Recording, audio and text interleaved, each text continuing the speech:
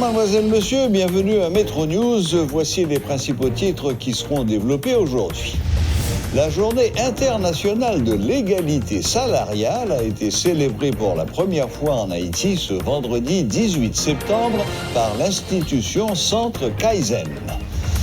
Il est temps d'en finir avec les crimes impunis dans le pays, a déclaré Monseigneur Pierre-André Dumas lors de la messe de Requiem en souvenir de Maître Montferrier d'Orval, célébrée en l'église Saint-Pierre ce vendredi 18 septembre. Le collectif des avocats pour la défense des droits de l'homme, CADO, exige que les assises puissent se tenir afin de lutter contre la surpopulation carcérale, alors que de nombreux détenus n'ont jamais comparu devant un juge.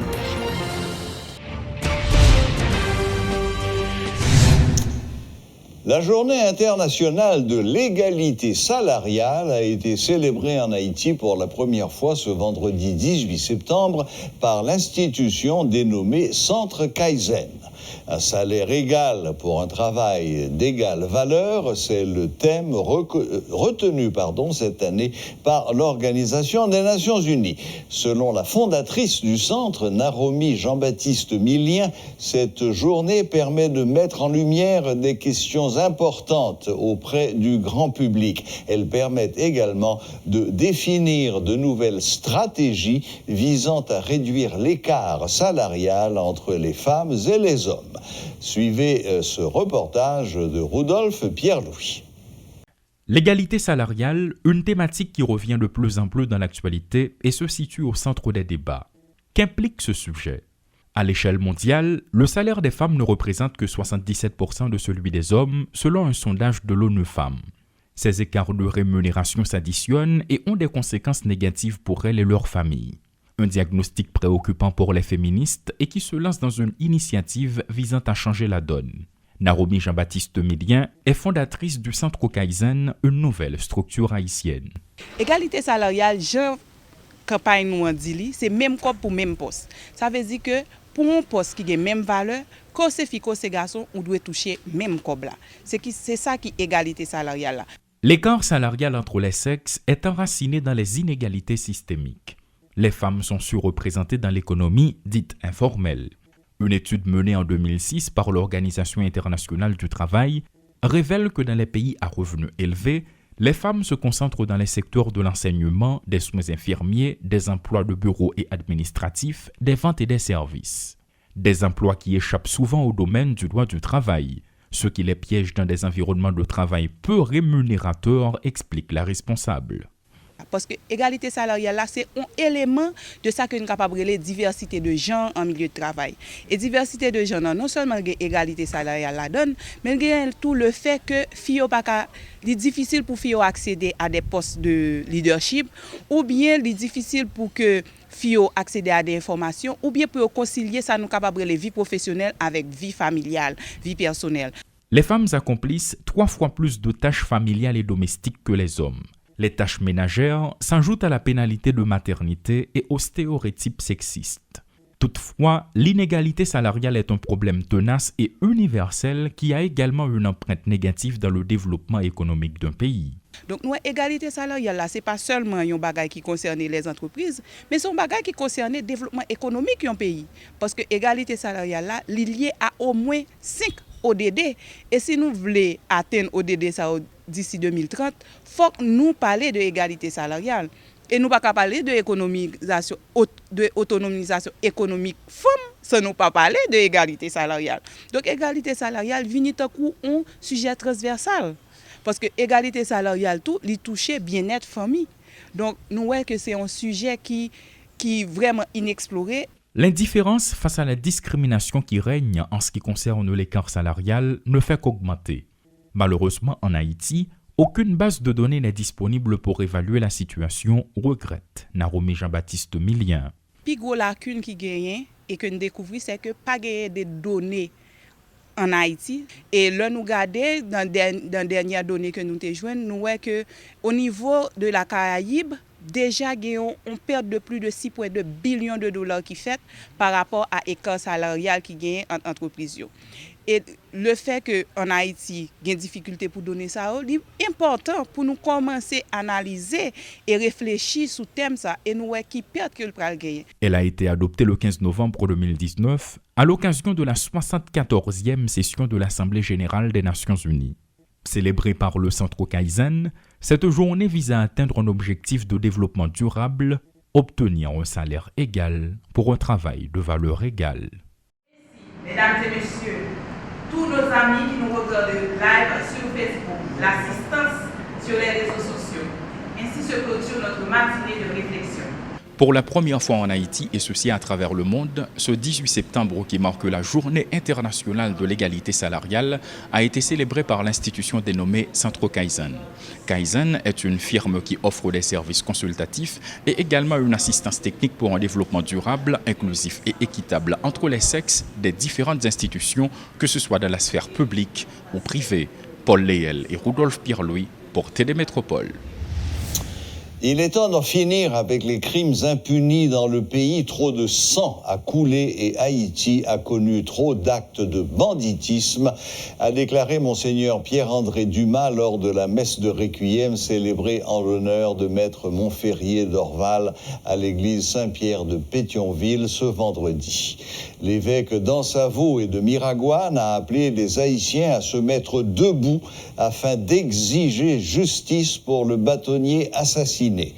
Il a également dénoncé les nombreux crimes odieux commis dans le pays, rappelant aux avocats qui assistaient à cette messe qu'il leur revenait de prendre le destin d'Haïti en main afin d'éviter que de tels assassinats se reproduisent.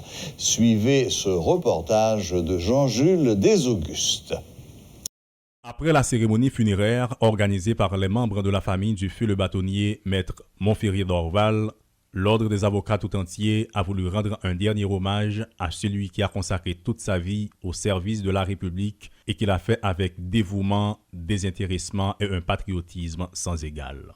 Le vendredi 18 septembre, le barreau de Port-au-Prince s'était donné rendez-vous à l'église Saint-Pierre de Pétionville pour une messe de Requiem en mémoire de Maître Montferrier d'Orval.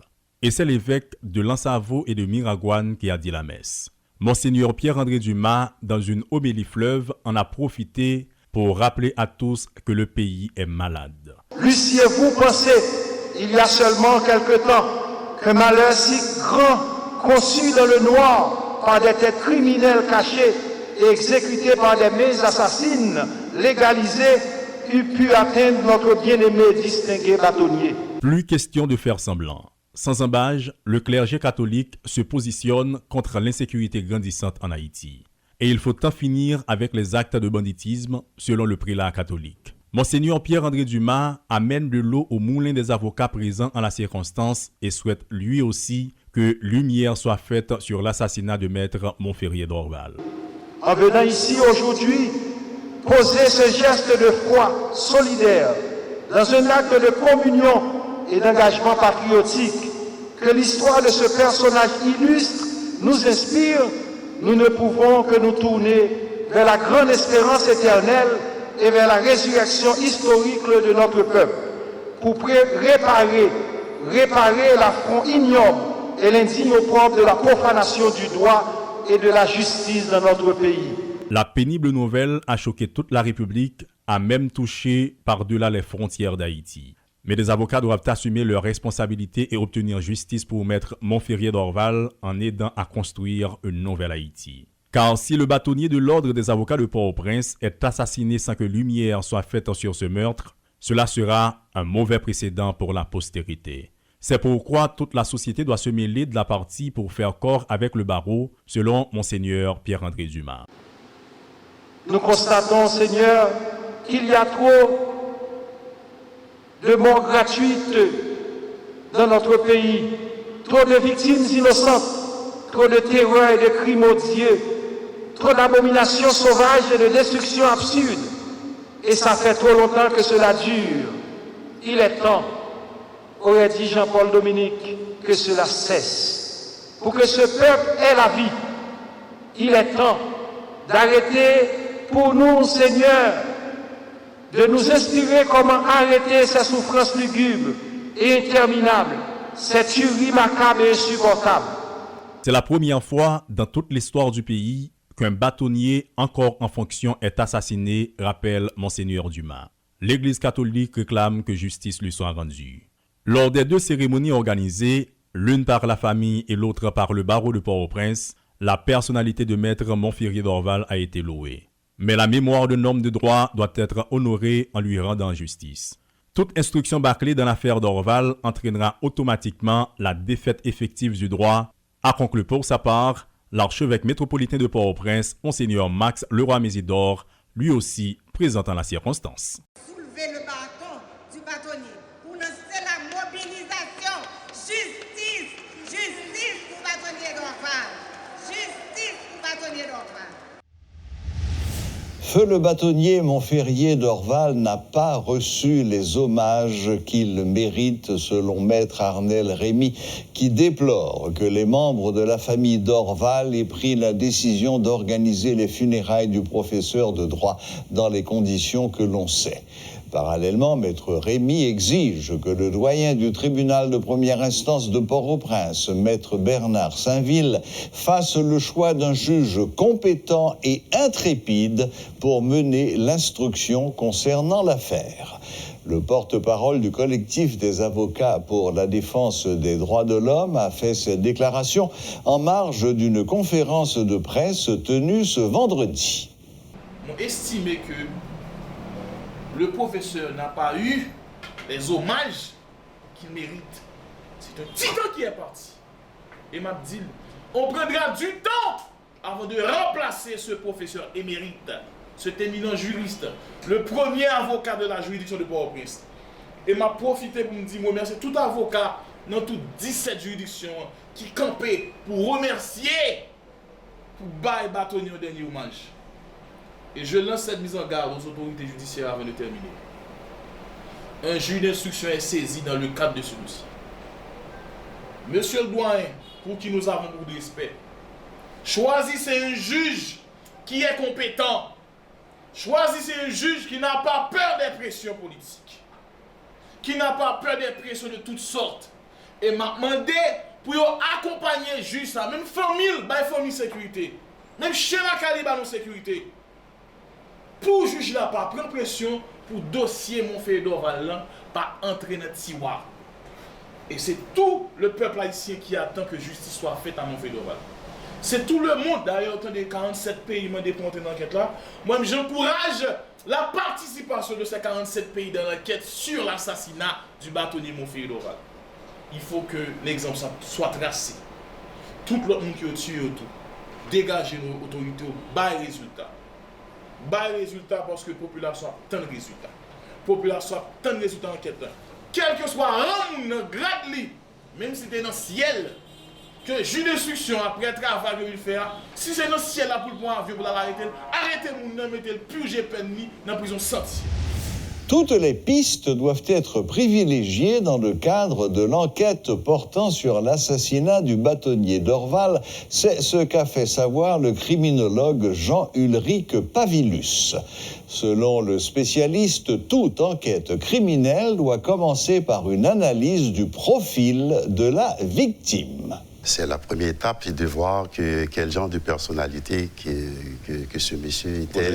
Est-ce que ce monsieur avait des conflits? Est-ce que dans son entourage, et quel type d'interaction qu'il avait avec, je pense que ses collègues et d'autres personnes pour voir que s'il y avait des conflits dans le cas de monsieur d'Orval, ce n'est pas une exécution habituelle qu'on voit ici en Haïti. Donc, quelqu'un conduit comme ça dans la rue, on dirait probablement que c'était quelque chose qui a été planifié. Donc, je pense qu'une enquête minutieuse, vu que la scène du crime a été contaminée, donc il faut développer d'autres techniques pour essayer de reconstituer en quelque sorte la scène du crime, qu'est-ce qui était passé. Alors, je pense que donc, dans une enquête criminelle, je pense qu'on néglige rien du tout. Les indices, les preuves, les témoins ou les gens qui peuvent avoir quelque chose à voir de près ou de loin, on devrait quand même tenir compte compte de l'ensemble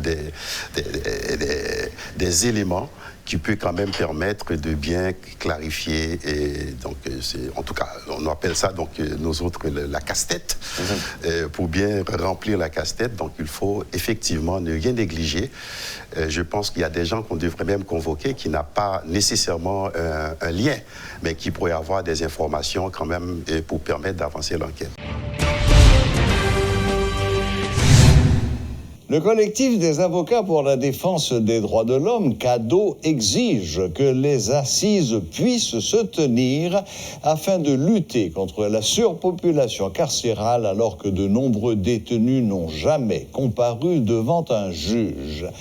En conférence de presse ce vendredi, Maître Arnel Rémy, porte-parole de CADO, s'est adressé aux plus hautes autorités de l'État afin de prendre des décisions pour un meilleur fonctionnement de l'appareil judiciaire, notamment pour trouver une formule devant mettre fin à la grève des greffiers. Maître Rémy en a également profité pour dénoncer les mauvaises conditions de détention dans les 18 juridictions. Suivez les explications de Maître Arnel Rémy. On veut s'adresser directement aux autorités concernées, au ministre, au premier ministre, pour dire ministre, écoutez, il y a des gens toujours qui vivent dans la prison. Il y a des gens toujours besoin de juger. Il y a des gens toujours besoin de famille. Parce que l'assise pas qu'à organiser, monsieur le Premier ministre, on ça veut dire, sans pile monde qui a espoir pour sortir, qui pas espoir encore, non? Le petit monde n'a fait 13 ans, 14 ans, 15 ans, pas jamais apparaître. Il va encore papa, il va encore maman, etc. Son paquet de bagages, il veut dire, nous-mêmes comme avocats, nous-mêmes comme organisme de défense des droits humains, qui lutter pour le respect et la préservation des libertés fondamentales, on encouragerait et on réclame du même coup une solution rapide pour la tenue des assises criminelles. Le droit d'être jugé est un droit reconnu par la Constitution sans mettre devant la défendre. Le droit d'être traité, d'être bien traité à la prison, c'est un droit constitutionnel. Moun pas cap vivre tant que bête. Est-ce qu'on est dans prison femme là? Il y a 300 moun, plus de 300 moun. C'est 25 qui jugent seulement. 25. Est-ce qu'on est dans pénitencier national? Moun a vivre tant que bête. Moun yo pile sous pile bon. Kounya mes grèves greffier. Surpopulation carcérale la vient augmenter. Ça veut dire pas d'un côté pour mettre moun au corps. Comment peut-on accepter de telles situations en plein 21e siècle? Nous tirer la sonnette d'alarme pour nous dire autorité chita greffier. L'ancien sénateur Rudy Erivo salue la réaction du département d'État américain concernant les élections en Haïti. Selon lui, c'est un signal clair que les États-Unis n'accepteront pas une transition et un message adressé aux politiques de tous bords pour les inciter à aller aux élections. Suivez ces explications. Quelle que soit l'administration qui a monté, il ne va pas l'encourager que cette transition qui est en Haïti. Quelle que soit l'administration, elle a toujours fait plaidoyer pour que les gens qui veulent prendre pouvoir en Haïti, pour que aller dans l'élection, que ce soit le président Donald Trump qui était là, qui font un deuxième mandat, que ce soit l'ancien vice-président Joe Biden qui montait, nous sommes convaincus, persuadés qu'il y a pas le venir pour faire plaidoyer. Un, pour encourager que structures politiques yo existent pour que la démocratie a continué à avancer dans le pays d'Haïti. Deux, pour Haïtiens apprendre à résoudre le conflit. La recette qui existe, c'est que si nous dialoguons, si nous chitons ensemble, si nous parlons avec l'autre, nous sommes capables de résoudre les plus gros responsabilités. Tout le monde connaît, il y a quelques mois, tout le pays a rappelé de ce qui était gagné au niveau de l'institution, ça qui est vital pour la santé de la démocratie dans notre pays. Je parle du Parlement. Tout le monde est témoin des scènes insolites qui t'a passé dans le Parlement haïtien. Or, il y a une loi électorale pour voter, tant qu'il y a un paquet de lois pour voter, ils ont perdu du temps, ils n'ont fait l'obéi, ils n'ont fait conflit, ils n'ont pas été à la hauteur de leur mission, tout le monde témoin de ça. Donc, si l'élection n'est pas organisée, ce n'est pas le pouvoir en place, ce n'est pas le président Jovenel Moïse. Il faut aller chercher les responsables ailleurs. Dans toute république, tout pays, c'est une espèce d'orchestre. Il y a le chef d'orchestre, il y a le chef de l'État qui est là pour donner le temps, pour veiller à la bonne marche des institutions républicaines. Mais de l'autre côté, si l'autre musicien, toute la scène journée, c'est accoucher de fausses notes, eh bien, ça va créer une grosse cacophonie qui va déranger tout l'ensemble. Logique qui t'a gagné pour capable faire élection pour renouveler le personnel politique là, c'est normal qu'on va gagner un pile grain de sable, capable enrayer la mécanique républicaine, capable faire que la marque pas, capable battre de l'aile, et c'est ça la triste vérité de notre pays. La présidence joue sa partition, mais quid des autres acteurs? Le système des Nations Unies en Haïti, notamment le bureau du coordinateur résident, l'UNESCO, l'UNICEF, constate que la situation sécuritaire, pays LOC, de l'année dernière, combinée à la situation sanitaire Covid-19 de ces derniers mois, a eu des conséquences néfastes sur le secteur de l'éducation et de la formation. La résurgence des actes de violence au cours de ces derniers jours préoccupe les responsables du système des Nations Unies. Les Nations Unies lancent un appel à la responsabilité de tous les acteurs afin de garantir la continuité de l'éducation pour tous pendant que les gouvernements du monde entier font face à la pandémie de Covid-19 qui a entraîné la fermeture des écoles pour plus de 90% de la population scolaire et étudiante mondiale. Elles sont convaincues que seul un dialogue inclusif et ouvert entre tous les acteurs peut établir le compromis fondateur nécessaire à une sortie de crise dans la sérénité et la compréhension au bénéfice des enfants et des jeunes. Le système des Nations Unies en Haïti rappelle que, je cite, « Les gouvernements ont la responsabilité première de promouvoir des environnements scolaires sûrs et apaisés, d'assurer une éducation de qualité inclusive et équitable à tous les apprenants, en particulier ceux qui se trouvent dans des situations vulnérables. » Fin de citation.